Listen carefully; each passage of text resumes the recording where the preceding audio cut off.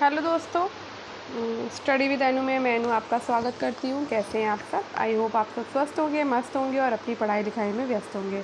तो जैसे कि मैंने आपने कहा था कि हम जो है अब रिवीजन करेंगे, और रिवीजन में मैंने आपको बताया था कि मैं सबसे पहले मॉडर्न इंडियन हिस्ट्री से आपको रिवीजन कराऊंगी। तो जो टॉपिक्स एक दो उसमें दो तीन टॉपिक्स हैं जो अभी पहले हम जब पढ़ रहे थे अभी मार्च तक, तो वो कंप्लीट नहीं हो पाए थे। तो वो टॉपिक्स आपको यहाँ कंप्लीट हो जाएंगे, ठीक है। बस फ़र्क सिर्फ इतना है कि इस बार मैं कोई भी आपको डिस्क्रिप्शन नहीं देने वाली हूँ। सिर्फ हम क्वेश्चन पढ़ेंगे और क्वेश्चन के साथ सीधे हम 4 ऑप्शन देखकर उसका आंसर लगाएंगे, क्योंकि समय नहीं बचा है। सिर्फ 1 महीने का टाइम है हमारे पास, और हमारा 3 मई को एग्ज़ाम है GIC का। तो इसलिए अब जो है हमारा सीधे सीधे तैयारी शुरू हो जाती है, और अब हम सिर्फ रिवीजन इसी तरह से करेंगे, ठीक है। तो आज का टॉपिक आपने देख लिया, आधुनिक भारत में कृषि उद्योग, धंधे और व्यापार। तो ये सेकंड टॉपिक है। पहला टॉपिक आप कल कर चुके हैं, ईस्ट इंडिया कंपनी वाला, ठीक है। तो आज हम दूसरा टॉपिक कर रहे हैं। तो हम सबसे पहले मॉडर्न इंडियन हिस्ट्री कंप्लीट करेंगे, फिर उसके बाद हम मिडवल करेंगे, उसके बाद हम एशियन को करेंगे। इस तरह से चलेंगे, ठीक है। तो चलो शुरू करते हैं आज का अपना टॉपिक। और बस डिस्क्रिप्शन नहीं पढ़ने वाली हूँ, तो डिस्क्रिप्शन को इग्नोर करना है आपको। डिस्क्रिप्शन में कोई भी नहीं पढ़ाऊँगी, सिर्फ हम क्वेश्चन पढ़ेंगे और आंसर करेंगे, ठीक है। अब जो लोग चैनल पर नए हैं उनको मैं बता देती हूँ, अगर आप डिस्क्रिप्शन के साथ इस क्लास को देखना चाहते हैं तो आप इससे पहले की क्लासेस देख सकते हैं, आपको वहाँ पर क्लासेस मिल जाएंगी, ठीक है। और अगर सिर्फ रिवीजन के उस पर हिसाब से चल रहा है तो क्वेश्चन पढ़ना है और आंसर करना है और हो जाएगा हमारा, ठीक है। तो जो भी हमारे चैनल पर नया है, यानी कि अगर आप PGT की तैयारी कर रहे हो या फिर आप अभी GIC की तैयारी कर रहे हो, तो ये क्लास आपके लिए। और आपका सब्जेक्ट अगर हिस्ट्री है तो डेफिनेटली ये क्लास आपके लिए ही है, ठीक है। चलो शुरू करें। तो पहला क्वेश्चन है, निम्नलिखित में से कौन उत्तर पश्चिम प्रांत में भू राजस्व की महालवाड़ी व्यवस्था की शुरुआत करी? तो किसने उत्तर पश्चिम प्रांत में भू राजस्व की महालवाड़ी व्यवस्था की शुरुआत की थी? तो महालवाड़ी जो व्यवस्था की शुरुआत हुई थी उत्तर पश्चिम प्रांत में, वो हुई थी हार्ड मैकेंजी के द्वारा, ठीक है। तो उत्तर पश्चिम प्रांत में भू राजस्व की महालवाड़ी व्यवस्था की शुरुआत किसने करी है? तो ये करी है हॉल्ट मैकेंजी ने, ठीक है। अब हम इसका डिस्क्रिप्शन नहीं देखेंगे। नेक्स्ट क्वेश्चन है, मॉरिस डी मॉरिस के अनुसार 19वीं सदी में भारत का निरोधीकरण एक मिथक है, क्योंकि हस्त उद्योग के पतन के सूचक आंकड़ों को प्राप्त करना मुश्किल है, ठीक है। या फिर उसने अपने शोध की सामग्री 19वीं शताब्दी के आरंभिक संस्मरणों से प्राप्त करी, जिस समय हस्तशिल्प फल फूल रहा था। या फिर इस बात के पर्याप्त साक्ष्य है कि अमीर जमींदार हस्तशिल्प को प्रश्रय देते थे। या फिर 20वीं सदी के शोध हस्तशिल्प के अतीत के शानदार अध्याय पर रोशनी डालते थे। तो क्वेश्चन कह रहा है कि मॉरिस डी मॉरिस के अनुसार 19वीं सदी में भारत का निरोधीकरण एक मिथक है, क्योंकि हस्त उद्योग के पतन के सूचक आंकड़ों को प्राप्त करना मुश्किल है, ठीक है। ये इनकी मॉरिस डी मॉरिस का शोध पत्र था, Indian economic in the 19th century, ठीक है, सिंपोजियम।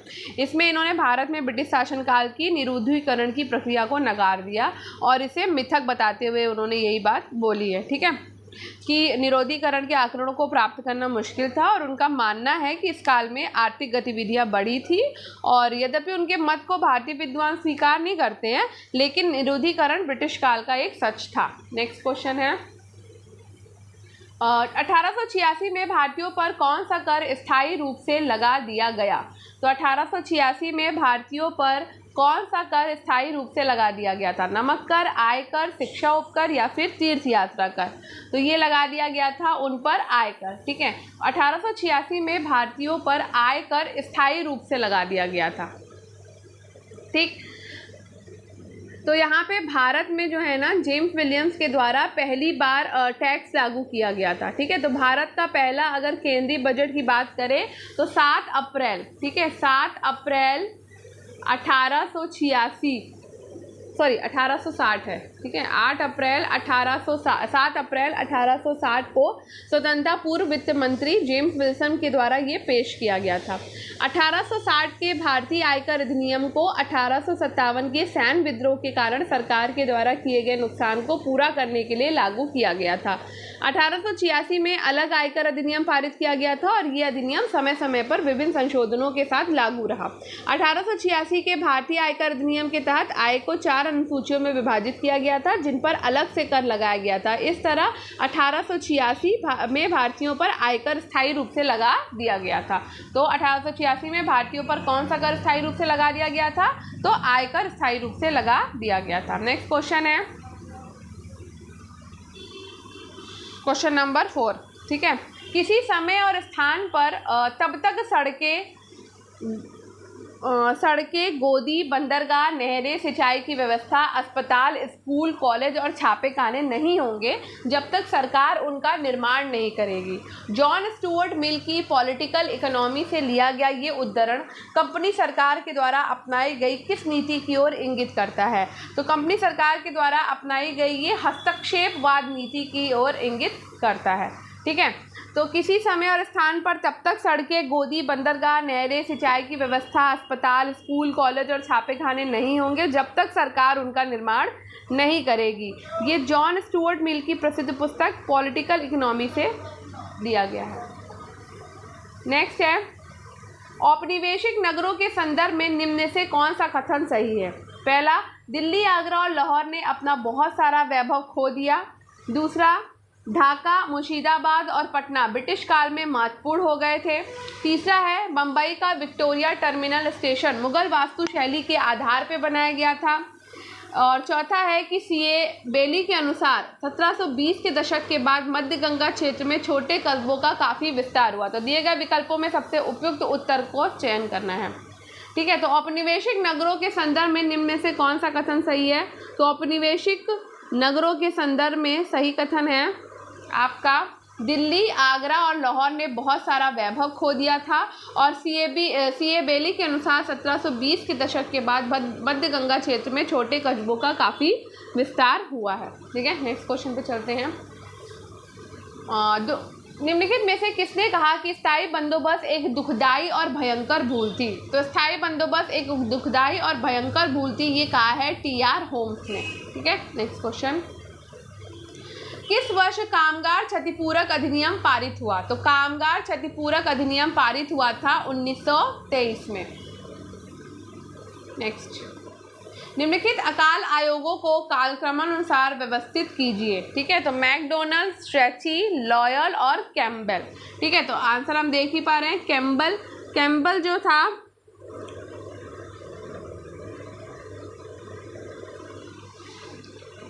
ये आपका 1866 से लेकर 67 में था, ठीक है, गठन किया गया था। रिचर्ड स्ट्रेची की अध्यक्षता में एक अकाल आयोग का गठन हुआ था 1878 में। और एलिंगन द्वितीय 1894 से 1899 के समय में लॉयल कमीशन आया था, ठीक है। ये भी अकाल आयोग का गठन हुआ था। 1900 की बात करें तो 1900 में एंटनी मैकडोनल्ड की अध्यक्षता में एक अकाल आयोग का गठन किया गया था, ठीक है। तो ये हो गया आपका क्रम। नेक्स्ट, उपनिवेशवाद की आर्थिक आलोचना के संबंध में निम्न में से कौन सा कथन सही है? तो पहला है कि ब्रितानी प्रशासकों ने रेल मार्गों के तेज निर्माण और भारत के विदेश व्यापार को भारत की समृद्धि के साक्ष्य के रूप में प्रस्तुत किया। राष्ट्रवादियों के लिए घरेलू उद्योग, विदेशी व्यापार और रेलवे पर नकारात्मक प्रभाव भारतीय अर्थव्यवस्था के अल्प विकास को दर्शाता है। यही दोनों सही हैं, ठीक है। चलो नेक्स्ट पे चलते हैं। दक्कन एग्रीकल्चरिस्ट रिलीफ एक्ट किस वर्ष लागू किया गया था? तो ये लागू किया गया था 1879 ईस्वी में, ठीक है। नेक्स्ट है, स्थायी बंदोबस्त किया गया था। स्थायी बंदोबस्त किया गया था जमींदारों के साथ। किसने कहा कि भारत और ब्रिटेन के आर्थिक हित प्रत्येक क्षेत्र में टकराते हैं? जवाहरलाल नेहरू ने।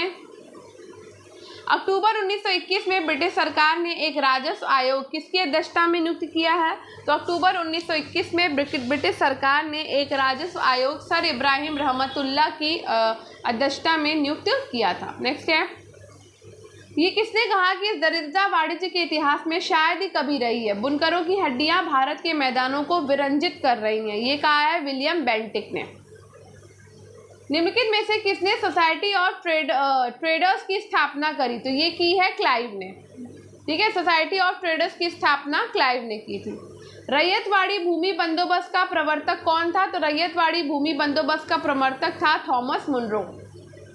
भारत में पहली कपास मिल कहाँ शुरू हुई थी? तो भारत में पहली कपास मिल शुरू हुई थी आपकी कलकत्ता में। निज आबाद क्या था? तो निज आबाद जो था वो इंडिगो की खेती का रूप था। निज आबाद इंडिगो की खेती का रूप था। नेक्स्ट है बम्बई मिल हैंड्स एसोसिएशन भारत में एक प्रकार की प्रथम ट्रेड यूनियन थी। इसके संस्थापक थे एन.एम. लोखंडे। बॉम्बे मिल हैंड्स एसोसिएशन एक प्रकार की प्रथम ट्रेड यूनियन थी जिसके संस्थापक थे एन.एम. लोखंडे।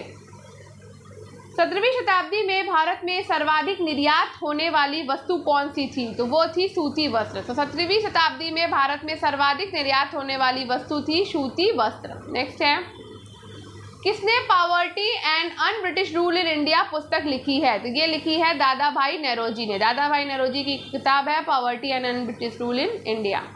नेक्स्ट है किसने कहा रेलवे व्यवस्था की भारत के आधुनिक युग का अग्रदूत बन जाएगी? तो कार्ल मार्क्स ने कहा कि रेलवे व्यवस्था ही भारत के आधुनिक युग का अग्रदूत बन जाएगी। नेक्स्ट आर्थिक विकास के सिद्धांत का मुख्य तत्व क्या था? तो आर्थिक विकास के सिद्धांत का मुख्य तत्व था ग्रह व्यय।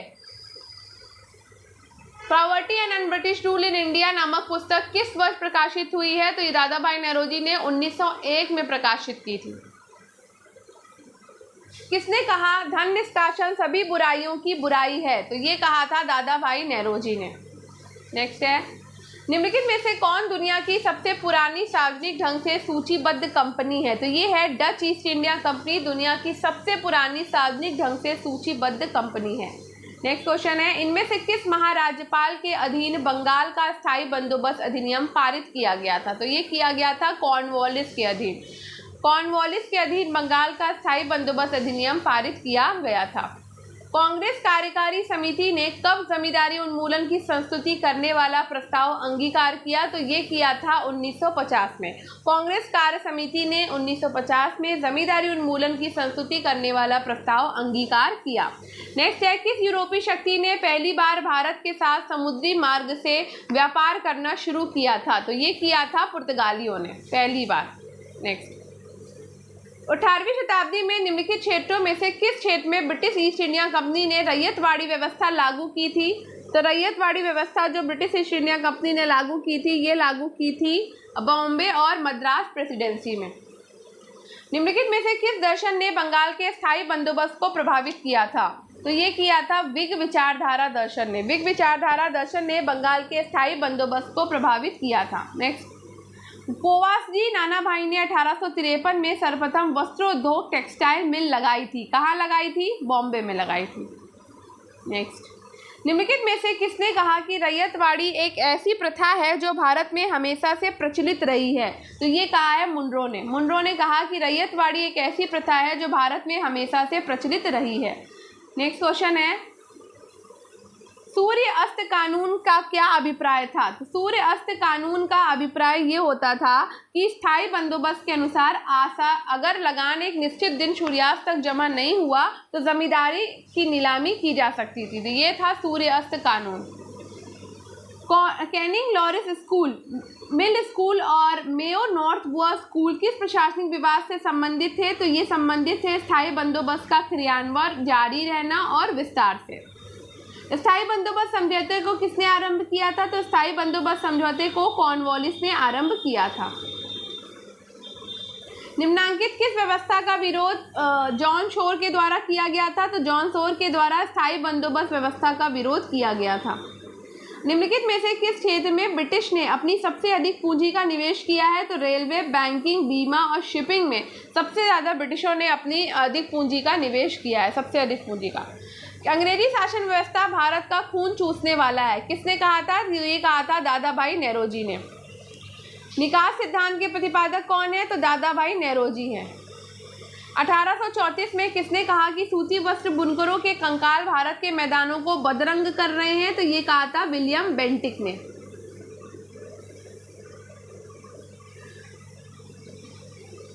लंदन में east India association next question है, लंदन में ईस्ट इंडिया एसोसिएशन की स्थापना किसने की थी? तो दादा भाई नेरोजी ने लंदन में ईस्ट इंडिया एसोसिएशन की स्थापना की थी। दादा भाई नेरोजी के द्वारा प्रचारित धन निष्क्रमण सिद्धांत का मूल तत्व किसमें निहित था? तो धन निष्क्रमण सिद्धांत का मूल तत्व निहित था भारत में एक तरफा निर्यात से। ठीक है। अंग्रेजों के आने से पहले भारत की आर्थिकता स्वनिर्भर थी, यानी कि स्वयं निर्भर थे सब के सब। अबंध नीति या यथेक्षकारिता का अर्थ क्या है? मुक्त व्यापार। अबंध नीति या यथेक्षकारिता का अर्थ है मुक्त व्यापार। निम्न में से कौन सा आर्थिक निष्कासन के विषय में सत्य नहीं है? तो पहला कहता है कि आर्थिक निष्कासन का अर्थ भारतीय संपदा का इंग्लैंड को हस्तांतरण है। ये बात बिल्कुल सही है। पूंजी का निष्कासन भारत में कार्यरत नागरिक तथा सैनिक अधिकारियों के वेतन और पेंशन के रूप में होता था। ये भी सही है। दादा भाई नेरोजी ने आर्थिक निष्कासन के सिद्धांत को ब्रिटिश संसद में प्रस्तुत किया। ये गलत है।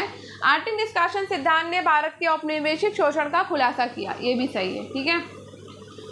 स्वतंत्रता के पश्चात निम्नलिखित में से किस उद्योग को निजी क्षेत्र के उद्योगों में नहीं रखा गया था? तो यहाँ पे पेट्रोलियम और उसके उत्पाद को निजी क्षेत्र के उद्योगों में नहीं रखा गया था। नील दर्पण संबंधित था, तो नील दर्पण नील की खेती करने वालों से संबंधित था। कावसजी नानाभाई के द्वारा 1853 में प्रथम कपड़ा मिल की स्थापना की गई थी। कहाँ पे? बम्बई में। नीचे दो वैक्टर दिए गए हैं, कथन और कारण। रेल निर्माण की गारंटी प्रणाली के तहत कंपनियों को उनके पूंजी निवेश पर न्यूनतम 6% लाभांश की गारंटी दी गई।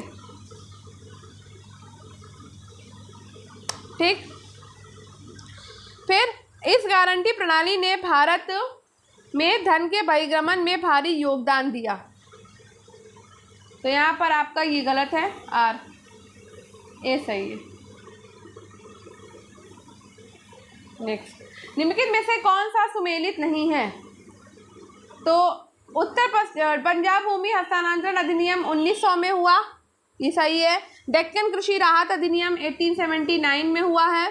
उत्तर पश्चिमी प्रांत भूमि हस्तांतरण अधिनियम 1873 में हुआ, ना कि 1909 में। मध्य प्रांत भूमि हस्तांतरण अधिनियम 1916। ठीक है, हो गया। चलो नेक्स्ट, ब्रिटिश शासन के दौरान कृषि के व्यवसायीकरण के कारण या कारणों को चुनिए। पहला है, भारत कच्चे माल के प्रत्यादायक के रूप में सीमित कर दिया गया था। बिल्कुल सही है। परिवहन के बेहतर साधनों ने कृषि उत्पादन के व्यापार को सुगम बनाया। राइट। भू राजस्व के भुगतान का मौद्रीकरण, ये भी सही है। और इंग्लैंड में औद्योगिक क्रांति, ये भी सही है। तो चारों ऑप्शन इसमें सही है। नेक्स्ट क्वेश्चन है, किस ब्रिटिश अधिकारी ने उत्तर भारत में व्याप्त अनिश्चित भू संपत्ति की स्थितियों के बारे में ये लिखा कि इस क्षेत्र की भूधारक संपत्ति एक अत्यधिक व्यापक एवं दुखद क्रांति से ग्रस्त हो चुकी है? ये कहा है हॉल्ट मैकेंजी ने। नीचे दो वेक्टर तो दिए गए हैं, एक को कथन और दूसरे को कारण आर कहा गया। कथन कहता है कि 1857 के पहले हुए किसानों के कुछ विद्रोहों में पूरी तरह से सिर्फ आदिवासियों ने शिरकत की थी, क्योंकि ब्रिटिश शासन की नीतियों के कारण उनकी राजनीतिक स्वायत्तता और स्थानीय संसाधनों पर उनका नियंत्रण खतरे में पड़ने लगा था। कारण कहता है कि 18वीं शताब्दी के अंत और 19वीं शताब्दी के पूर्वार्ध में कंपनी की सरकार ने राजस्व में जो सुधार किया था उससे भारतीय ग्रामीण समाज को बुनियादी रूप से प्रभावित किया और बदला। तो दोनों ही सही हैं और व्याख्या भी सही है। हाउस ऑफ कॉमन्स में निम्नलिखित में से किसका कथन था कि हमारा भारतीय साम्राज्य घने अंधेरे से घिरा हुआ है? ये हो सकता है कि यूरोपीय ज्ञान में शिक्षित होने से वे किसी भावी युग में यूरोपीय संस्थाओं की मांग कर सकते हैं। क्या कभी ऐसा दिन आएगा? मुझे नहीं पता। जब कभी ये दिन आएगा वो ब्रिटिश इतिहास में सर्वाधिक गौरवशाली दिन होगा। तो ये कथन है डी.बी. मैकाले का, टी.बी. मैकाले।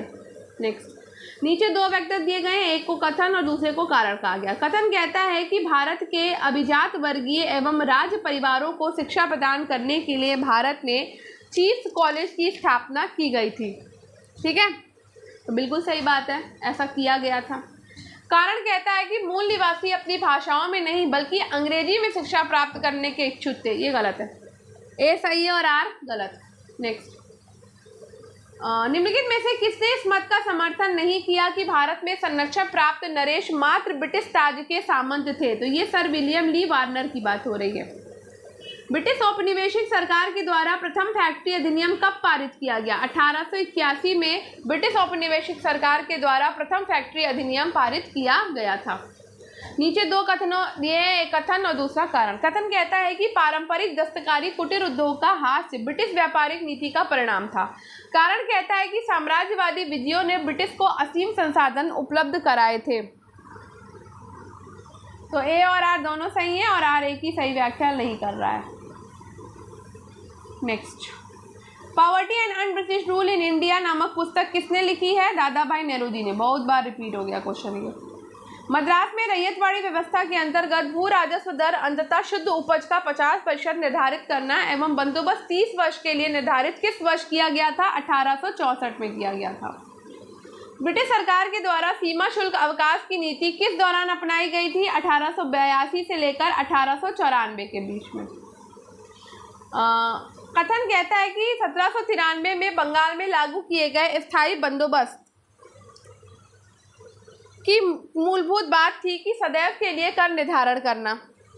बिल्कुल सही है।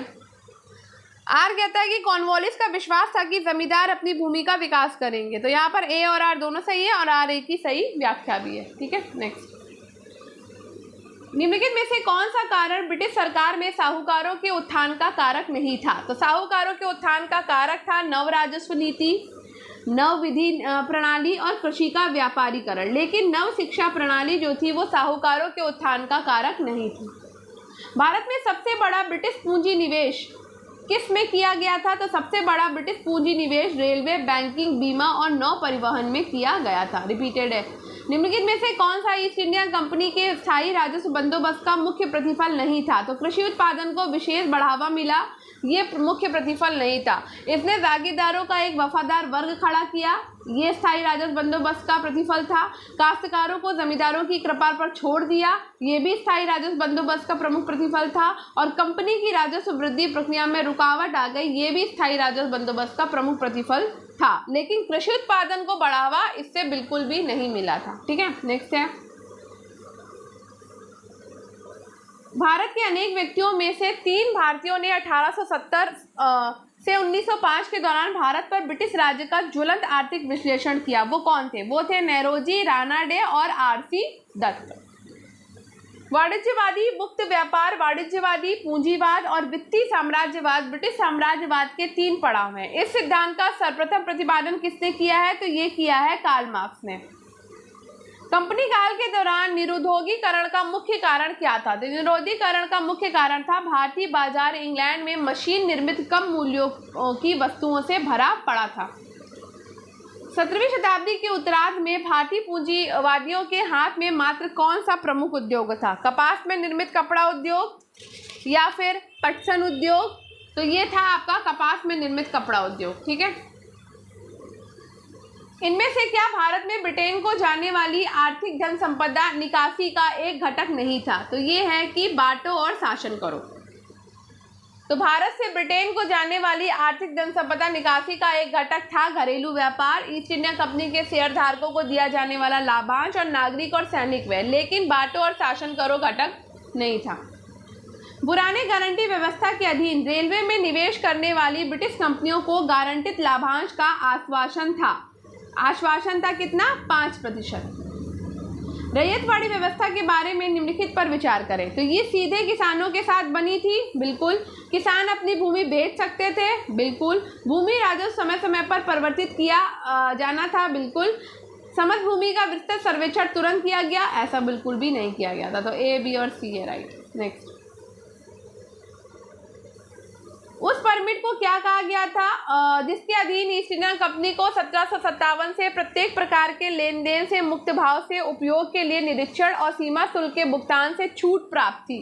तो ये था Dastak. British east India company को भारत में व्यापार पर अपना एकाधिकार कब खो दिया? ये दे दिया 1813 में। बंगाल प्रेसिडेंसी से बिहार किस सन में पृथक होकर एक अलग प्रांत बना है? तो ये बना है 1936 में। किन राष्ट्रवादियों ने अंग्रेजों के आर्थिक शोषण का नाम निकास सिद्धांत यानी कि ड्रेन थ्योरी दिया गया है? तो ये दिया गया है दादा भाई नेहरू को। 18वीं शताब्दी में बंगाल से निर्यात होने वाली वस्तुओं में प्रमुख निम्न में से कौन सी थी? ये थी शोरा। भारत में प्रथम औद्योगिक हड़ताल कब और कहां हुई है? तो 1885 में बम्बई कपड़ा मिल में हुई। कांग्रेस ने अपनी कृषि नीति की घोषणा कहाँ की थी? तो ये फैजपुर में की थी। कांग्रेस ने अपनी कृषि नीति की घोषणा फैजपुर में की थी। बंगाल में कुछ दस्तकारों पर अंग्रेजों ने अत्याचार किए, जुलाहे। बंगाल में कुछ दस्तकारों पर अंग्रेजों ने अत्याचार किए थे, तो वो कौन थे? वो थे जुलाहे, जिन पर अत्याचार हुआ। तालुकदारी व्यवस्था का संबंध था अवध से। तालुकदारी व्यवस्था का संबंध किससे था? अवध से था। हथकरघा उन्नयन के क्षेत्र में ऑल इंडिया स्पिनर्स एसोसिएशन की स्थापना किसने करी है? महात्मा गांधी ने करी है। The economic history of India के लेखक कौन है? रमेश चंद्र दत्त हैं।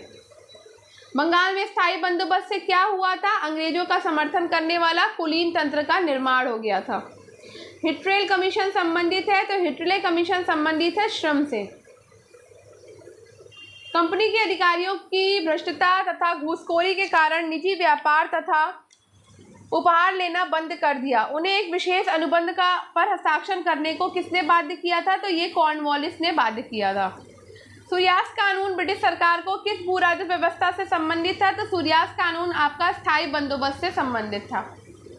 रैयतवाड़ी प्रथा कहाँ प्रारंभ की गई थी? रैयतवाड़ी प्रथा मद्रास और बम्बई में करी गई थी ना स्टार्ट। मद्रास और बम्बई और असम में। किस बंदोबस्त ने कृषकों के द्वारा खेती की गई भूमि पर से उनके अधिकारों को नष्ट कर दिया था? स्थायी बंदोबस्त ने। ब्रिटिश भूमि व्यवस्था का पिता किसे कहा गया है? तो मार्टिन बर्ड को कहा गया है। भारतीय राष्ट्रीय कांग्रेस ने निम्नलिखित में से किस अधिवेशन में निकासी के सिद्धांत को औपचारिक रूप से स्वीकार किया गया? उपरोक्त में से कोई नहीं। इसमें मैं तुम्हें बता देती हूँ आंसर क्या होगा। देखो, यहाँ पे भारतीय राष्ट्रीय कांग्रेस ने 1896 में कलकत्ता अधिवेशन में धन निकासी के सिद्धांत को औपचारिक रूप से स्वीकार किया था। ठीक है, कब किया था? 1896 में। तो यहाँ पर 1896 नहीं दिया हुआ है। नेक्स्ट, निम्नलिखित में से किस समाचार पत्र ने कहा था कि भारत में रेल का विकास एक हथकड़ी है? तो ये सहचर समाचार पत्र ने कहा था कि भारत में रेल का विकास एक हथकड़ी है।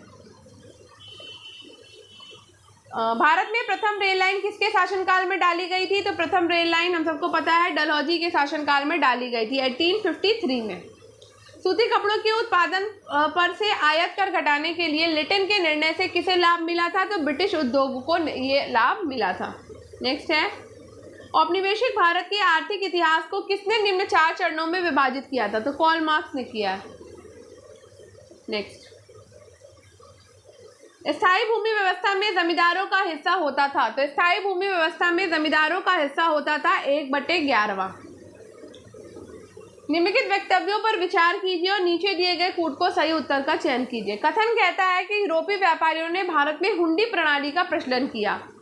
ठीक है, कारण कहता है कि हुंडी मुगल भारत में प्रचलन में थी। तो यहाँ पर यूरोपियों ने नहीं किया, तो ये वाला आपका गलत हो गया। और हुंडी जो है वो मुगल भारत में प्रचलन में थी। इसी माध्यम से छोटे और बड़े व्यापार किए जाते थे और इस विधि में व्यापारियों को धन ले जाने और लाने में दिक्कत नहीं होती थी। मुगल काल में हुंडी का प्रयोग एक स्थान से दूसरे स्थान पर रकम प्रेषित करने के लिए भी किया जाता था। इस प्रकार मुगल काल में हुंडियाँ आर्थिक मनी ऑर्डर व्यवस्था का भी काम करती थी और हुंडी व्यवस्था वर्तमान में भी प्रचलित है। नेक्स्ट है, बंगाल के इन जिलों की पहचान कीजिए जिनके राजस्व प्रशासन को 1760 में ईस्ट इंडिया कंपनी को हस्तांतरित करके मीर कासिम ने बंगाल की नवाबी प्राप्त की थी। तो ये था बर्दवान, मिदनापुर और चटगांव।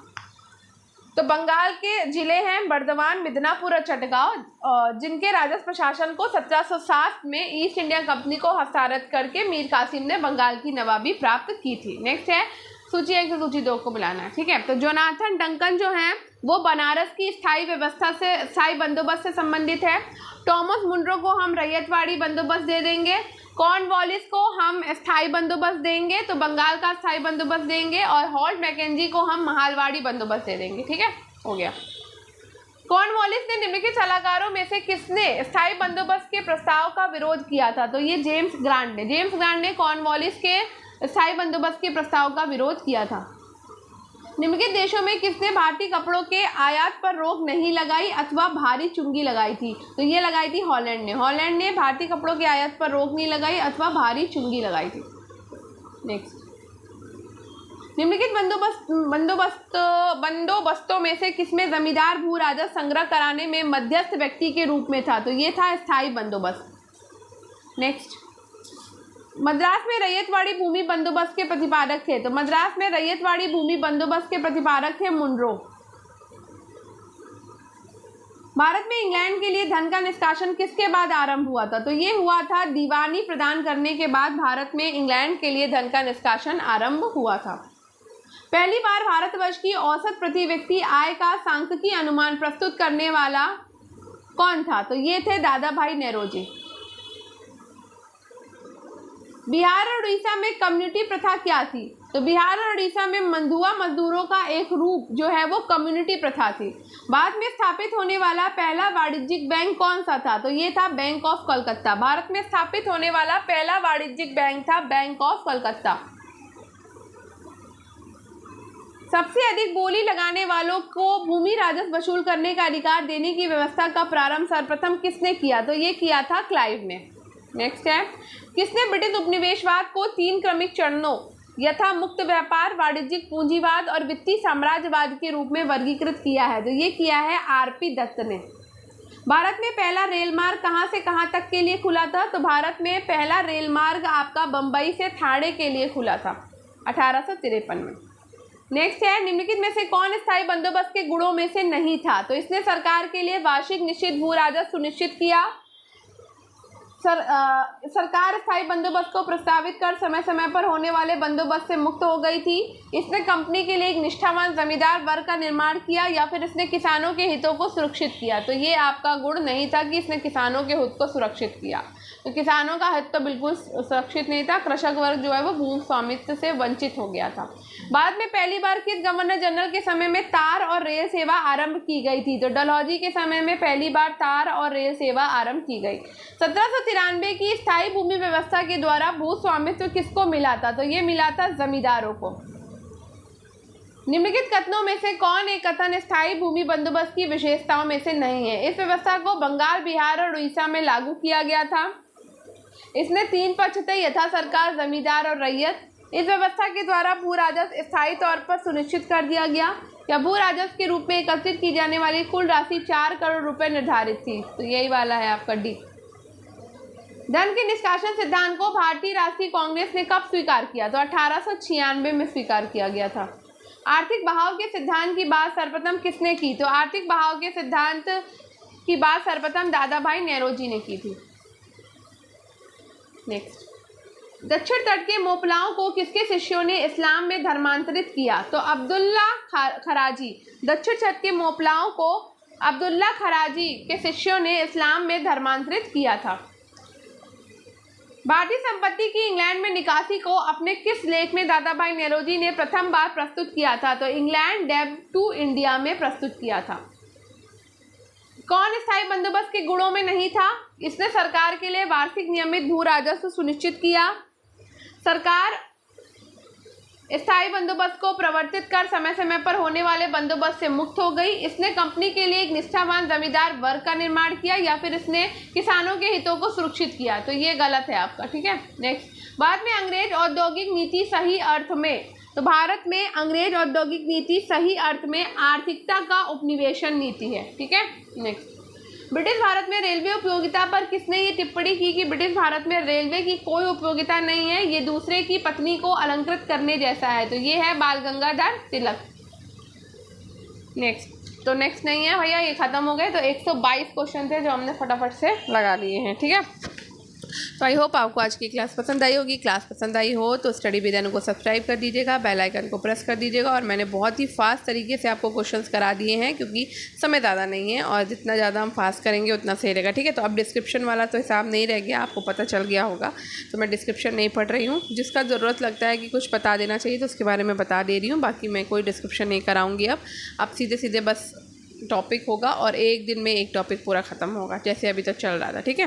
तो फटाफट से कर लीजिए क्वेश्चंस आंसर, और मात्र आधे घंटे में आपकी कंप्लीट हो गए हैं। ठीक है। तो मिलते हैं कल नेक्स्ट टॉपिक के साथ में।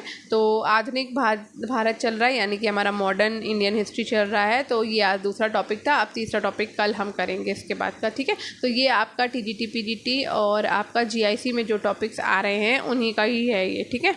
चलो, और ये बुक ख़त्म करते हैं, फिर उसके बाद मैं आपको दूसरी बुक कराने लगूंगी, ठीक है। तो ये बुक ऑलरेडी मैं आपको सेकंड टाइम रिपीट करा रही हूँ ताकि आपको लर्न हो जाए अच्छे से क्वेश्चन, ठीक है। मिलते हैं कल, तब तक के लिए बाय बाय। और अगर अच्छी लगी हो क्लास तो कमेंट ज़रूर करिए, चैनल को सब्सक्राइब करिए और जिनको ज़रूरत हो उनके साथ शेयर ज़रूर कर दिया करिए, ठीक है। चलिए मिलते हैं कल, बाय बाय।